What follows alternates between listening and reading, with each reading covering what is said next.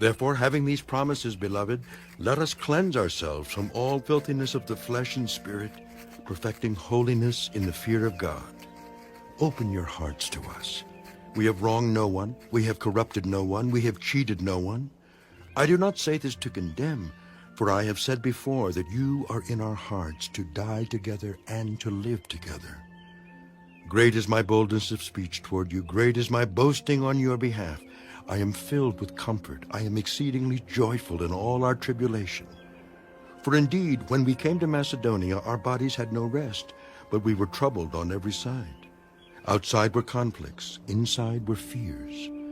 Nevertheless, God, who comforts the downcast, comforted us by the coming of Titus, and not only by his coming, but also by the consolation with which he was comforted in you, when he told us of your earnest desire, your mourning, your zeal for me, so that I rejoiced even more. For even if I made you sorry with my letter, I do not regret it, though I did regret it. For I perceive that the same epistle made you sorry, though only for a while. Now I rejoice, not that you were made sorry, but that your sorrow led to repentance. For you were made sorry in a godly manner, that you might suffer loss from us in nothing. For godly sorrow produces repentance leading to salvation, not to be regretted. But the sorrow of the world produces death. For observe this very thing, that you sorrowed in a godly manner. What diligence it produced in you, what clearing of yourselves, what indignation, what fear, what vehement desire, what zeal, what vindication. In all things you proved yourselves to be clear in this matter.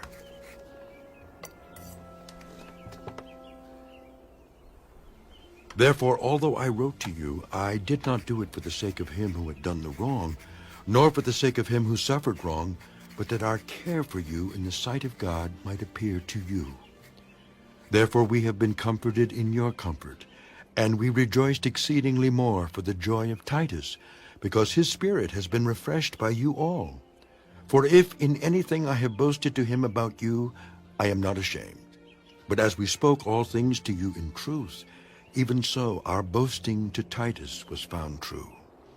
And his affections are greater for you, as he remembers the obedience of you all, how with fear and trembling you received him. Therefore I rejoice that I have confidence in you in everything.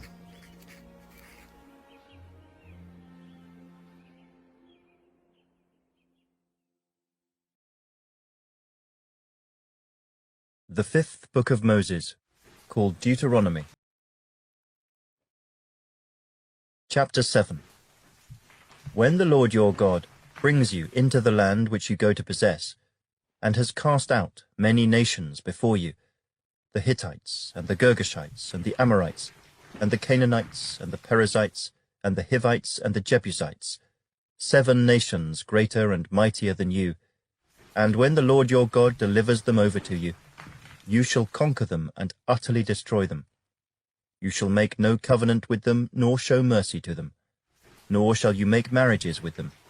You shall not give your daughter to their son, nor take their daughter for your son. For they will turn your sons away from following me, to serve other gods. So the anger of the Lord will be aroused against you, and destroy you suddenly. But thus you shall deal with them. You shall destroy their altars, and break down their sacred pillars, and cut down their wooden images, and burn their carved images with fire. For you are a holy people to the Lord your God. The Lord your God has chosen you to be a people for himself, a special treasure above all the peoples on the face of the earth. The Lord did not set his love on you, nor choose you because you were more in number than any other people, for you were the least of all peoples. But because the Lord loves you, and because he would keep the oath which he swore to your fathers, the Lord has brought you out with a mighty hand, and redeemed you from the house of bondage, from the hand of Pharaoh king of Egypt. Therefore know that the Lord your God, he is God, the faithful God who keeps covenant and mercy for 1,000 generations with those who love him and keep his commandments. And he repays those who hate him to their face, to destroy them. He will not be slack with him who hates him. he will repay him to his face. Therefore you shall keep the commandment, the statutes, and the judgments which I command you today, to observe them. Then it shall come to pass, because you listen to these judgments, and keep and do them, that the Lord your God will keep with you the covenant and the mercy which he swore to your fathers. And he will love you, and bless you, and multiply you.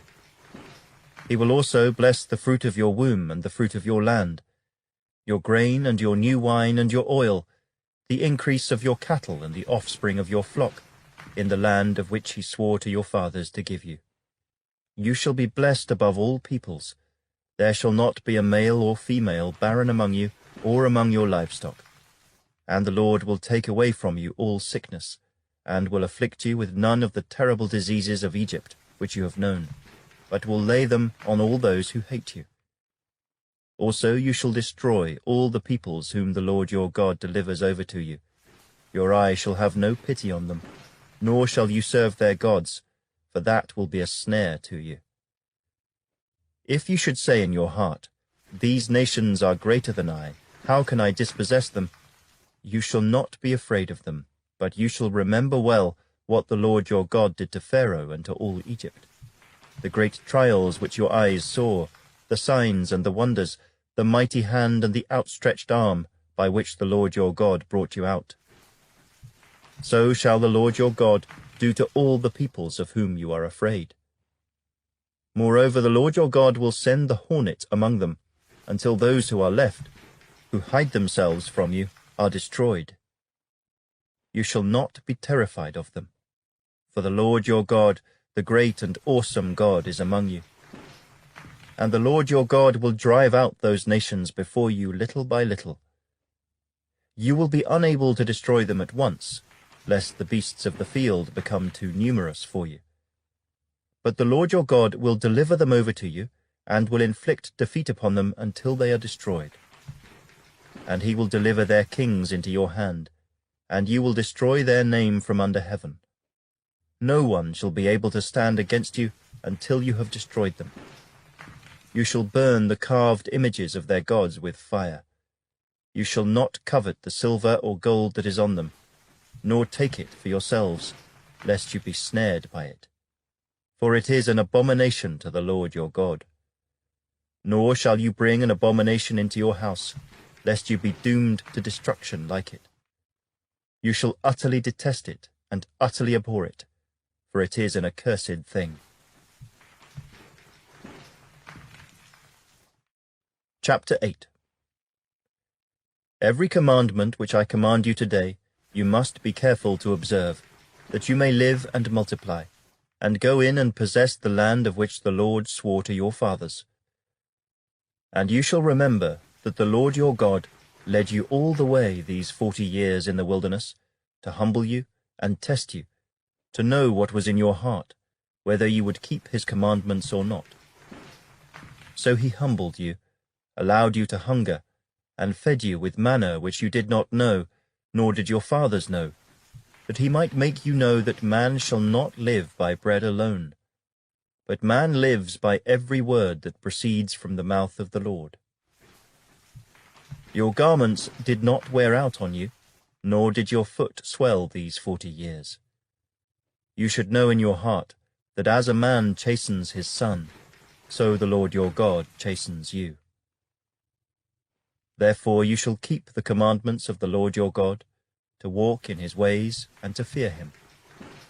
For the Lord your God is bringing you into a good land, a land of brooks of water, of fountains and springs that flow out of valleys and hills, a land of wheat and barley, of vines and fig trees and pomegranates, a land of olive oil and honey, a land in which you will eat bread without scarcity, in which you will lack nothing, a land whose stones are iron, and out of whose hills you can dig copper. When you have eaten and are full, then you shall bless the Lord your God for the good land which he has given you. Beware that you do not forget the Lord your God by not keeping his commandments, his judgments, and his statutes which I command you today, lest, when you have eaten and are full, and have built beautiful houses and dwell in them, and when your herds and your flocks multiply, and your silver and your gold are multiplied, and all that you have is multiplied, when your heart is lifted up, and you forget the Lord your God, who brought you out of the land of Egypt, from the house of bondage, who led you through that great and terrible wilderness, in which were fiery serpents and scorpions, and thirsty land where there was no water, who brought water for you out of the flinty rock, who fed you in the wilderness with manna, which your fathers did not know, that he might humble you and that he might test you, to do you good in the end. Then you say in your heart, My power and the might of my hand have gained me this wealth. And you shall remember the Lord your God, for it is he who gives you power to get wealth, that he may establish his covenant which he swore to your fathers, as it is this day. Then it shall be, if you by any means forget the Lord your God, and follow other gods, and serve them and worship them, I testify against you this day that you shall surely perish. As the nations which the Lord destroys before you, so you shall perish, because you would not be obedient to the voice of the Lord your God.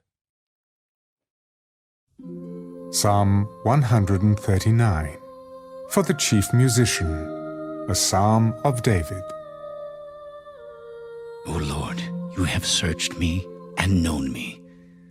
You know my sitting down and my rising up. You understand my thought afar off.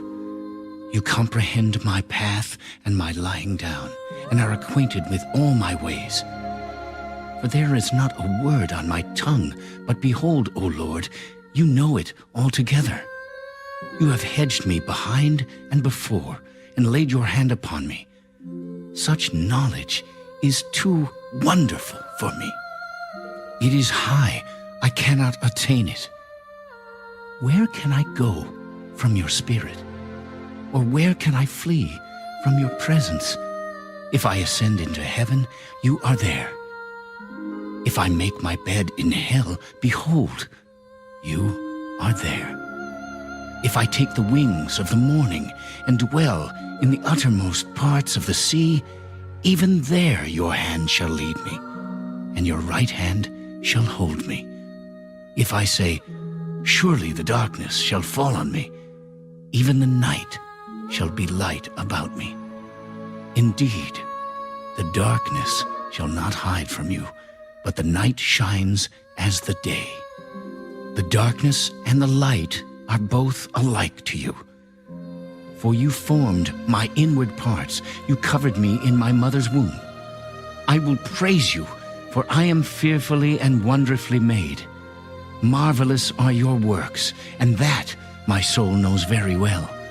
My frame was not hidden from you when I was made in secret and skillfully wrought in the lowest parts of the earth. Your eyes saw my substance, being yet unformed. And in your book they all were written, the days fashioned for me, when as yet there were none of them. How precious also are your thoughts to me, O God! How great is the sum of them! If I should count them, they would be more in number than the sand. When I awake, I am still with you. Oh, that you would slay the wicked, O God! Depart from me, therefore, you bloodthirsty men, for they speak against you wickedly. Your enemies take your name in vain.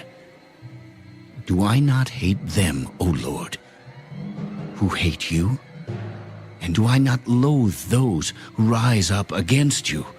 I hate them with perfect hatred. I count them my enemies. Search me, O God, and know my heart.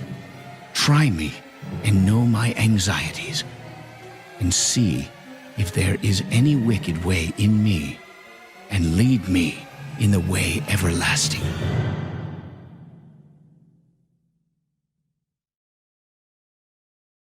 The Book of Proverbs.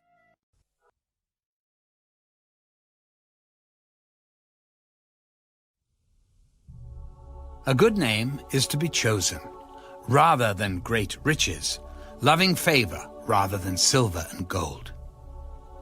The rich and the poor have this in common: the Lord is the maker of them all. A prudent man foresees evil and hides himself, but the simple pass on and are punished. By humility and the fear of the Lord are riches and honor and life. Thorns and snares are in the way of the perverse. He who guards his soul will be far from them. Train up a child in the way he should go, and when he is old, he will not depart from it. The rich rules over the poor, and the borrower is servant to the lender. He who sows iniquity will reap sorrow, and the rod of his anger will fail. He who has a generous eye will be blessed, for he gives of his bread to the poor. Cast out the scoffer, and contention will leave. Yes, strife and reproach will cease. He who loves purity of heart and has grace on his lips, the king will be his friend. The eyes of the Lord preserve knowledge, but he overthrows the words of the faithless. The lazy man says, "There is a lion outside. I shall be slain in the streets." The mouth of an immoral woman is a deep pit. He who is abhorred by the Lord will fall there. Foolishness is bound up in the heart of a child. The rod of correction will drive it far from him. He who oppresses the poor to increase his riches, and he who gives to the rich will surely come to poverty. Incline your ear and hear the words of the wise, and apply your heart to my knowledge. For it is a pleasant thing if you keep them within you. Let them all be fixed upon your lips, so that your trust may be in the Lord. I have instructed you today, even you. Have I not written to you excellent things of counsels and knowledge, that I may make you know the certainty of the words of truth, that you may answer words of truth to those who send to you? Do not rob the poor because he is poor, nor oppress the afflicted at the gate. For the Lord will plead their cause and plunder the soul of those who plunder them. Make no friendship with an angry man, and with a furious man do not go, lest you learn his ways and set a snare for your soul. Do not be one of those who shakes hands in a pledge, one of those who is surety for debts. If you have nothing with which to pay, why should he take away your bed from under you? Do not remove the ancient landmark which your fathers have set. Do you see a man who excels in his work? He will stand before kings. He will not stand before unknown men.